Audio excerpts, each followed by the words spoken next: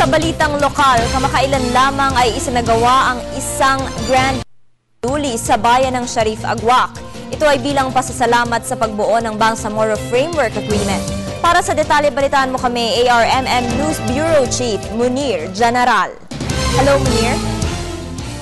Nagsagawa kamakailan ng isang Grand Peace Candole ang bayan ng Sharif Agwak sa lalawigan ng Maguindanao bilang Thanksgiving at harinawa para manatili na ang kapayapaan sa Mindanao, lalo na magkakaroon na ng halalan sa Mayo at 13. Higit sa lahat, idinaos itong Peace Candole bilang pagpapakita ng mga mamayan ng Sharif Agwak sa pangunguna ni Mayor Bain Zahara o PAM ang patuan ng kanilang buong suporta sa Framework Agreement on the Bangsamoro. Nakiusap din siya na huwag sirain ang magandang adhikain ng Framework Agreement on the Bangsamoro.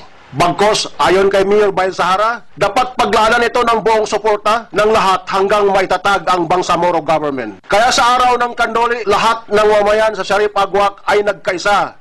Ina at anak, mga batang mag-aral ay dumalo, maging ang mga membro ng Islamic Liberation Front, Philippine Army at Philippine National Police ay nakiisa, kasama na ang mga Muslim leader at mga iba pang kawani ng local government unit.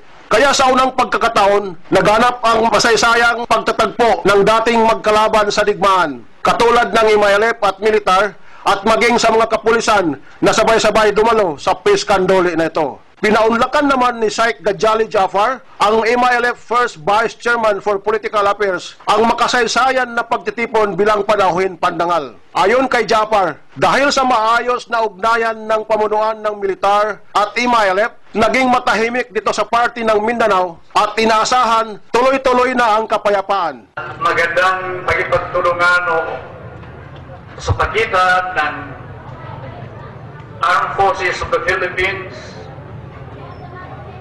through the leadership of the 6th Infantry Division.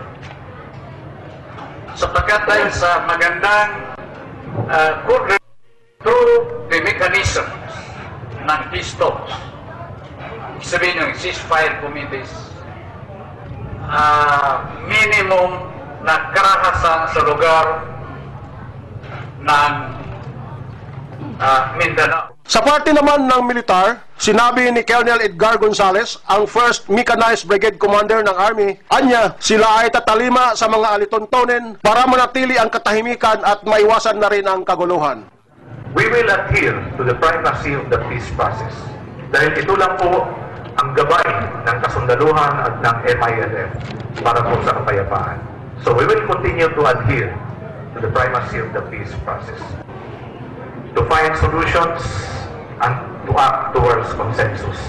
Naging pangunahing layunin ng Candole upang sa bandang huli ay magkaharap maging sa hapagkainan ang mga dating mortal enemies. Ayon pa kay Mayor Bain Zahara, mahirap makamtan ang tunay na kapayapaan kung nandoon pa rin ang pag-aalinlangan at isa sa kanila. Ang kapayapaan, kaunlaran at pagganap ninuman sa ating karapatan bilang mamamayan. Ang pinag-iisa samahan ng lahat ng sambayanan sa isang mas maganda at mapayapang bukas ng ating henerasyon. Bisigaw natin! Peace tayo! Lahat kita! Peace tayo! Lahat kita! Peace tayo!